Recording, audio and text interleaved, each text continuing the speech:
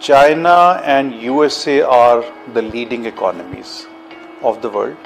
One developed, the second one, although developing, but it's the number 2 in the overall global economic context. So from that perspective, that's important that both of these economies have to engage in terms of moving forward. And as the APEC summit has a motto also that they want to have a resilient and sustainable future for all. That can only happen if these two economies engage with each other. China, on the one hand, we consider as a kind of a growth motor for the whole world.